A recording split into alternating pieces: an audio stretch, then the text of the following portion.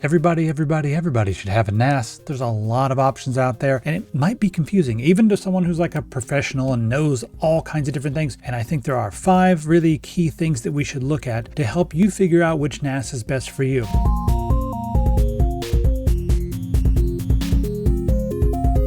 Here are the 5 things we're going to talk about. Hard drive bays. How many do you need? What kind do you need? And what type of RAID should you be running? Next up, CPU power. How much do you need? Next up, network speed. Are you editing 4K videos directly from your NAS? Well, you're going to need more network speed than someone who's just storing a few photos. After that, we'll talk about power usage, and then I'm going to go over the pros and cons of building your own DIY unit versus purchasing an off-the-shelf unit like UGREEN. So this video is sponsored by UGREEN. I'm also doing some consulting for them, and I pursued them. Now, I want to say that all the tips I'm giving you, well, they're going to be valid regardless of what brand of NAS you go with, but there's a big reason why I've been working with UGREEN over the last year or so. So I've noticed a weird trend with a lot of different companies out there. They start locking things down. They won't let you install anything you want on the NAS.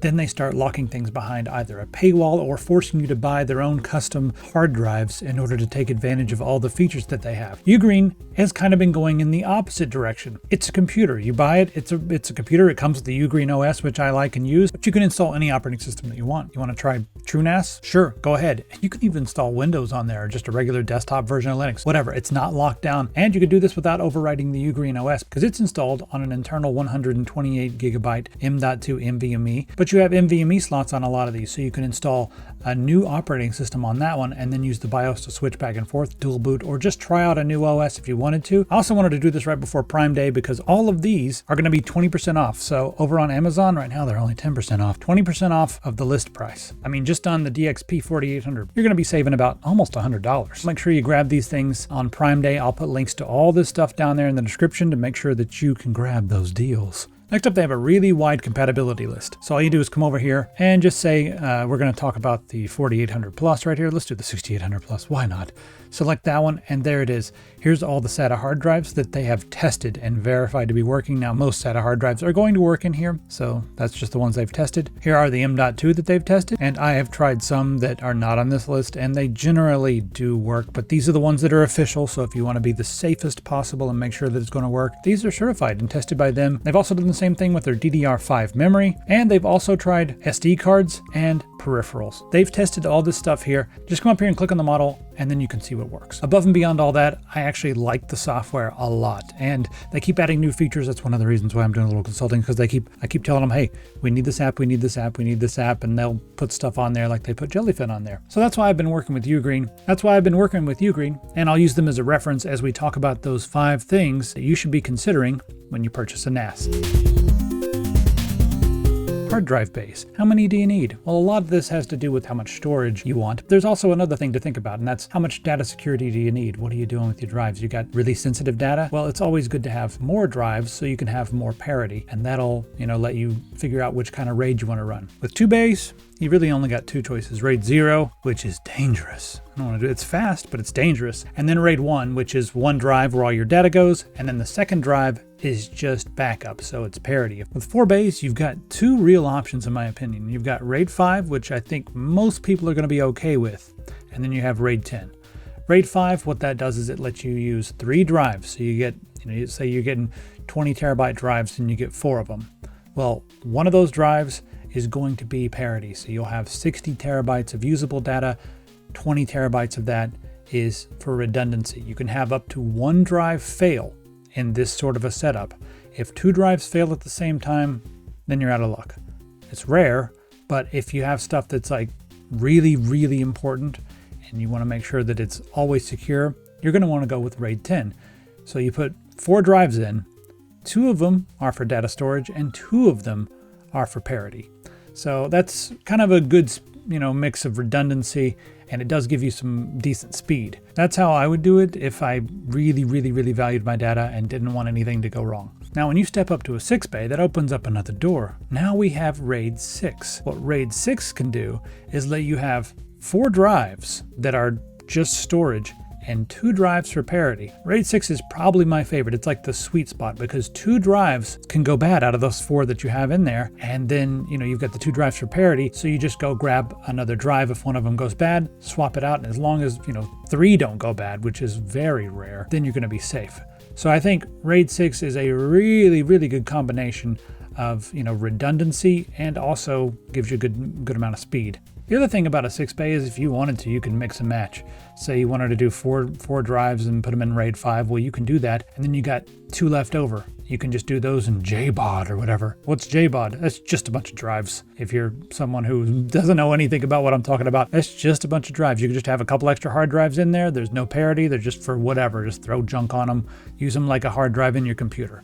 So you can do that kind of stuff when you have 6-bay. And then you also have the big 8-bay units, which you can just do a combination of any of the above. So the main reason that you would go from 6-bay to 8-bay is if you just want more storage. That's the main thing because the RAID versions are going to be pretty much the same. While we're talking about storage, there's one more type of storage you can consider. Now these are all standard SATA hard drives, just regular old spinning hard drives you can put in there. You can also put SSDs in there if you wanted to, which will use less power. We'll talk about that later. But now we're also starting to see these little fancy things. See this mini PC right here that's extremely powerful and has a 10 gigabit Ethernet port? You can load this up with M.2 NVMe flash media. Check that out. This is the UGREEN NAS DXP 480T Plus, and it's 4-bay and they're all M.2. So if you want a lot of speed, say you want to do like raw video editing straight from your NAS, then that's kind of the way you got to go because it's super fast. It's going to be just as fast as a lot of the stuff in your computer, especially when you take into account the fact that it has 10 gigabit Ethernet. So as long as you have, 10 gigabit going around on your network, you'll be just fine right there. What's the downside of that? Well, it's a little bit expensive. That's all. If you want to get like really big M.2. All right, let's talk about CPU power. How much do you need? So I've used NAS units for a long time that had tiny CPU units like Intel Atoms and dual core Ryzens. And if you take a look at some of these units, it starts usually with a very simple Intel N100. That's a quad core and they're all efficiency cores, meaning they're like the smaller cores. They're not hyper threaded. They're plenty fast enough for serving files and watching media and whatever. So, because they're quad core. They can even do a little bit of transcoding. Now, a lot of people don't know what transcoding is, and that term is thrown around a lot. So here's what transcoding is. Let's say you have a bunch of files on your NAS that you want to stream into your eyeballs on your different devices, your phone. Maybe you're using Jellyfin or Plex or whatever, and you just want to watch your media. Well, if your device that you have in your hand does not support whatever media format or file size or whatever that you have on the NAS will actually render that in real time into a file format that works on your device, or maybe a resolution. Maybe you've got 4K on your NAS, but your little handheld device or whatever can only do 1080p. It just can't handle the bandwidth. So it'll render it in real time. Now with an Intel N100, you can usually transcode one thing at a time, possibly 2 if it's not doing much, but probably just one thing at a time. It'll be able to transcode that in real time. It does use a lot of resources, so if there's stuff going on in the background, there might be stuttering and stuff. Otherwise, when it comes to general use and just storing your files and everything, that's plenty. You can even run maybe one VM, maybe a few Docker containers, and a bunch of apps just fine with that Intel Atom, because they're all not doing stuff at the exact same time and you have a decent bit of RAM. As long as you've got like 8 gigs to 16 gigabytes of RAM. I remember this is based on Debian, so this is really efficient stuff right here, and it's DDR5, so it's fast RAM. As long as you have that, you're going to be just fine. Now, if you want to do more stuff just in general, it's a good idea to step up. And I think the sweet spot again is the NASync DXP 4800 Plus. That one has an Intel Pentium Gold 8505. That's a 5-core with 6 threads, and you'll see similar CPUs like this around there. One of those cores is the beefy performance core, and that gives you 2 threads. It goes up to 4.4 as well. Now this one, you can easily transcode 1 or 2 things to Jellyfin or Plex or whatever. You can have that going. You can have multiple Docker containers and multiple apps running at the same time doing various things. You got snapshot stuff running, you got backups running, that's fine. Like 1 thread will be for that, 1 thread will be for this. It can run it just fine. And it's a pretty big step up from like an Intel N100, but for most people, it depends on what you're doing. I have never used transcoding before. I just put my files on my NAS in a format that is completely ready for whatever I want to watch them on. I render them beforehand. I get stuff or get my Blu-rays, rip them and render them, into, a format that's ready for me. Now, if you want to do a lot of stuff, and I'm talking like run virtual machines, start doing some automation, get a whole bunch of stuff going, run different operating systems on your NAS through VMs that you can access through virtual desktop sessions and stuff. Maybe you want to run like GitLab and all kinds of other stuff, you're working on projects with friends, then it's a good idea to step up to something even beefier. The 6-bay NAS unit here comes with an Intel i5-1235U, which is a 10-core CPU. This will give you a lot of overhead. With something like that 10-core, you can run a lot of virtual machines, a lot of Docker containers. If you got a bunch of people working in like a small office or a creative team and you're all working together, having a processor like that is going to help. The network will help as well, but we'll get to that next. Last but not least, I want to show you this. If you need the extreme performance, maybe you want to run an LLM right here on your NAS. You could put DeepSeek on there. UGREEN has their own LLM stuff that they're working on that's going to be coming out very soon. So check out the NASync IDX6011 Pro Core Ultra 7 processor, 16 cores, 16 threads, 5.1 gigahertz, 96 TOPS if you care about that, and then also 64 gigabytes of DDR5. You can do everything with that. So again, it all depends on what you're trying to do. All right, network speed, how much do you need? Depends on what you're doing and how many people are going to be using this thing at the same time. And also, how many ports do you need? That's another thing you should be thinking about, because having different ports lets you do different things with the different ports, because each one has its own IP address, as long as you're not putting them together and doing like, lag or whatever. That's beyond the scope of this video. Anyway, let's just start off with 1 gigabits per second. Well, who needs that? Nobody in this day and age. Just get 2.5 gigabit. It's all that UGREEN even has. Like when you first start off with their most basic thing, it starts with 2.5 gigabit Ethernet. Now I noticed a lot of the competition, we're still putting just one gigabit Ethernet port on some of their like mid-grade and high-end stuff. And I was like, what are they doing? Oh, they're trying to sell me a really expensive 10 gigabit Ethernet adapter that I have to buy separately. And that's one of the reasons I like working with UGREEN, is they don't do any nonsense like that. They just give you good specs out of the box. So that's kind of cool. But if you only have 1 gigabit per second, you're not going to be editing 4K videos directly from your NAS. You're going to notice a little stutter here and there when you're, grabbing big files and doing things with them, but it's going to be fine for streaming even 4K stuff. That's fine. As long as no one else is doing anything at the same time, it's good for general use and just regular backups or whatever. But 2.5 gigabit is where I think everyone should be. For the future, like at least 2.5 gigabit. 2.5 gigabit is what I use because all of my switches are 2.5 gigabit. Even though I've got 5 gig and 10 gig in different spots in the house, everything's not 10 gig, so I don't have a new 10 gig switch yet. But when I do, that'll be cool. But for now, 2.5 gigabits per second allows me to do some 4K video editing without much stuttering, and I edit directly from the NAS that's in the other room. That's pretty much it. As long as I don't have too many video files layered on top of one another or whatever, which I never do, then I can do like a couple layers of that and it works just fine. It's 280 megabytes per second when it comes to the transfer speeds. 5 gigabit is kind of niche, but you do see it on some devices. If you got 5 gigabit, it's just, you can do twice as much. I don't know.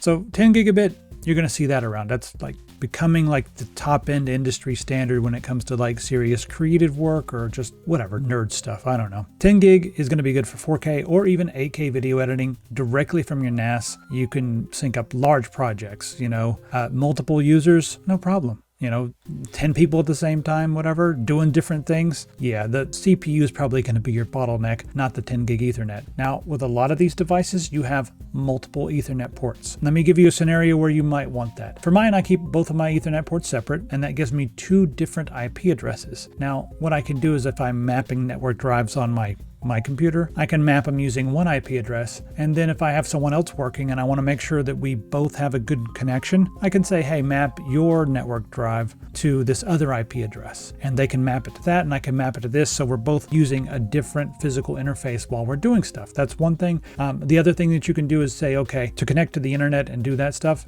use this port, use this IP address. And then for my internal network, use this one. And so that way you have that separation so that one doesn't slow down the other, and one can be doing stuff and then you can be doing stuff on the other one. So now you can figure out what you need based upon all that. The other benefit of having 2 is there's a failover of, one of them goes down, you can hook it up to the other one. All right, let's talk about power. How much is it going to cost you to run all these NAS units? There's a little thing that I do over here. It's great. You just put in how many hours a day it's going to be used, what are the watts, and then the price per kilowatt hour. You can go online and be like, what is the price per kilowatt hour where I live, and just figure it out. The average in America, 17 cents. If you live in Texas, it's like $9,000. There we go. That's it. $9,000. That's Texas, because anything less than that would be given into the socialists. There we go. But normally it's 17 cents in America, and you can calculate all these different things. So you also have to calculate, how much time is going to be spent with this thing turboing and doing lots of computations. How much time is this stuff going to be spinning, and how many hard drives do you have? Each hard drive that you put in there, if it's a big spinning disk hard drive, is going to be 5 or 6 extra watts while it's up and running. When it's just chilling, it's like almost nothing. I usually say about 6 or 7 hours a day, my hard drives are doing stuff, my NAS is awake. 6 to 8 bay units, and this is also if you're like somewhere in Europe where it's like 6-7 cents, or if you're in China or something and it's like much cheaper than this, you're going to be like, that's a lot. $2, mine's only cost 50 cents. Yeah, we get it. It's better than other places. Anyway, 6 and 8 bay units, those have the 10-core Intel. It idles at 15 watts, but it can turbo up to 55 watts, and I'm estimating around 30 watts of just general use, and then a bunch of hard drives in there. That one's going to cost maybe $4 a month to use. And then when you get up into the stuff that has 16, 18 cores, the Intel Core Ultras, different Ryzen products that have that many cores, well, then you're going to notice that your power bill is going to go up by $5 or $6, maybe even $7, depending on how much you use it. I've calculated that if I'm just averaging around 60 watts all the time with one of those units, it'll be $7.34 per month for me. So hopefully that'll, break it down for you so that you can figure out which one's going to be like the comfortable spot for you. All right, the last thing I want to talk about is DIY versus UGREEN. Now, when I first started this channel, I used to build my own free NAS, which has become true NAS. If you build your own, can you save money? That's the first thing I want to answer. And the answer to that is going to be maybe. All right, let's just put it all together. You get like a motherboard that works with this for around $200 because you need a lot of SATA ports. These are kind of specialty motherboards these days. Sometimes you can get a motherboard that has a CPU integrated for around that price. So I don't know, I'm going to say $250 for the motherboard and a very, reasonably inexpensive CPU. Maybe $300 if you get a decent CPU. 8 gigabytes of DDR5 memory is only going to run you about $25. And then if you need like a NAS chassis or a small form factor case, maybe $60 to $80, maybe $100 depending on what you're getting. If you're getting a specialty case, that could be over $150. Power supply, you're going to want 80 plus gold no matter what. This is too important not to, get a cheap power supply. So at least $50 for your power supply. Then for your operating system, probably get an M.2 for that. That'll cost, $20 to $50 depending on how big you get. Then if you get a motherboard that only has gigabit Ethernet, you'll also have to get a NIC. I would probably get like a 10 gig, network adapter. Just go all out because it'll usually be backwards compatible. Just make sure that you get one that says, hey, it's also compatible with 2.5 and 5 gigabit stuff. So, overall, that's going to be very close in price to the stuff that we're seeing right now, especially with the Amazon sales. So slight edge to DIY, very slight edge, and you can pick your own components. But I kind of like having everything put together in a box. So I have shifted over into no longer doing DIY. I still do DIY for my computers and my gaming rigs. But when it comes to NAS units, there's more reasons why I generally grab something from UGREEN. But we'll keep on going and we'll talk about that. Next up is privacy. Do you have more privacy with DIY? Potentially yes, but I think that this point is kind of moot because the software that you get with UGREEN and also the other software you get with a lot of other companies, if you want to use telemetry, well, you can turn that on. If you want to lock down your firewall and only do certain things, you can do that. If you want to use the UGREEN link, you can do that, but you can also just do DDNS, which I'm doing with a third-party service.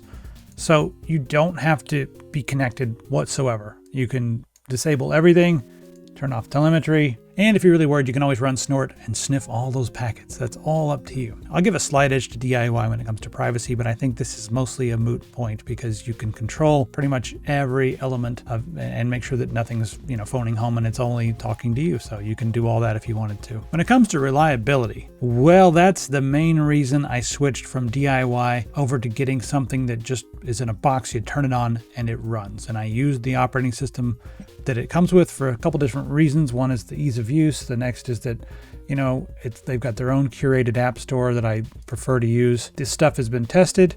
by a team. They're doing all that work so I can just focus on my creative work. One of the things I found when I was working with my old NAS that I built myself, I was spending a lot of time tinkering, troubleshooting, upgrading things. At one point I was like, this is taking up a lot of my time, because there was a lot of things that required fussing and didn't work, or just like, what is it doing? It's doing something. We lost connection, and then just random things would happen. This is not always going to be the case, but happened to me a few times too many.